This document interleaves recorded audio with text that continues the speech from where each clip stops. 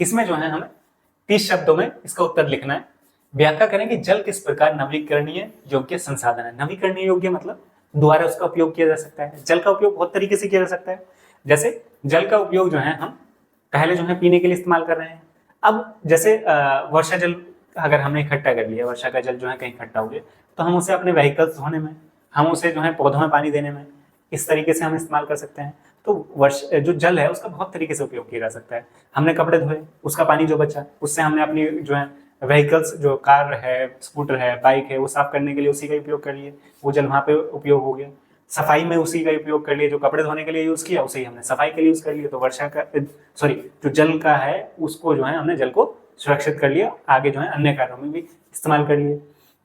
और जो आपके जो जल है यही जो है, जैसे आप शहरों की बात करें, शहरों में क्या होता है कि जो आपने जो घरों में पानी इस्तेमाल करते हैं वही जो है सीवर के माध्यम से जो है ट्रीटमेंट करके, उसी को जो है ट्रीट करके, उसको साफ करके वो आपको वापस जो है पीने के पानी के रूप में परिवर्तित करके वापस पहुंचा दिया जाता है, जिसका आप उपयोग करते हैं। अब यहाँ पर क्या है नवीकरणीय, देखिए जो है भाप, पानी भाप बना, भाप से बादल बने, बादल जो है उससे बरसात हुई, बारिश होने के बाद वापस जो है पानी जो है जल के रूप में वापस आ गया।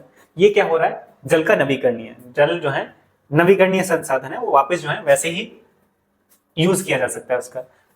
जल चक्र जैसे हमने बात करें, पानी जो है वेपोरेट हुआ यानी वाष्पीकरण हुआ उसका, फिर जो है ये जो है संघनन हुआ यानी जो है कंडेंसेशन हुआ इसका, ये पानी जो है बादल बने, बादल जो है ठंडा हुए, वो जो है फिर बादल बन गए, इकट्ठे हो गए, और जब उनमें जो है वो भारी हुए बादल बनने के बाद तो उससे जो है वर्षा हुई, इसे जो है प्रेसिपिटेशन बोलते हैं वर्षण को, नदियों के माध्यम से वापस जो है समुद्र में आ गया। यही प्रोसेस चलता रहता है, इसी को जल चक्र कहते हैं। और इसी को ही हम बात करें नवीकरणीय योग्य संसाधन है, बिल्कुल नवीकरणीय योग्य संसाधन है, इसका बार बार पुनरुपयोग किया जा सकता है, इसलिए नवीकरणीय योग्य संसाधन है। जल चक्र द्वारा ही नवीकरण होता है, जल चक्र के माध्यम से नवीकृत हो रहा है, जो जल चक्र हमने पढ़ा इसी के माध्यम से द्वारा इसका उपयोग हो रहा है। बाष्पीकरण हो, वेपोरेशन हो, संघनन हो, कंडेंसेशन हो, या वर्षण हो, प्रेसिपिटेशन हो, 3 प्रक्रिया हैं जिनके माध्यम से ये हो रहा है।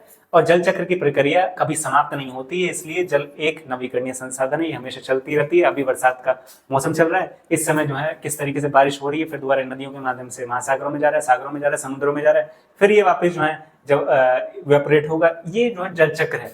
अब इसी जो जल का हम उपयोग किस तरीके से, क्योंकि समुद्र में चले जाएगा तो इसका कुछ यूज नहीं होगा, इसी जल को हमें किस तरीके से संरक्षित करके आगे अपने और सारी चीजों में इस्तेमाल कर सकते हैं। क्योंकि एक समय जब गर्मियां आती हैं उस समय जल की उपलब्धता बहुत कम हो जाती है, उस समय ये जल काम आएगा। तो हम जो है जल का किस तरीके से उपयोग कर सकते हैं वो हम इससे समझ सकते हैं, क्योंकि जल चक्र हमेशा चलती रहनी प्रक्रिया है, बारिश हमेशा ही होगी, तो बारिश के पानी को किस तरीके से संरक्षित कर सकते हैं। जैसे तमिलनाडु का हम एग्जाम्पल लें, तमिलनाडु में हर छत पर जो है जल संरक्षण जो प्रक्रिया है वो जरूरी है, आवश्यक है, उसके लिए कानूनी जो है आप पे कार्रवाई की जा सकती है, आप पे जो है जुर्माना भी लगाया जा सकता है। तो ये जल को जो है संरक्षण करने के उपायों में से एक है। तो जल चक्र आपने समझा। अगर आपको वीडियो पसंद आ रही है तो लाइक कीजिए, शेयर कीजिए, चैनल को सब्सक्राइब कीजिए, टेलीग्राम चैनल को ज्वाइन कीजिए, वहां से आपको सारी PDF मिलेंगी जिन्हें आप पढ़कर अपना रिवीजन कर सकते हैं। थैंक यू, जय हिंद।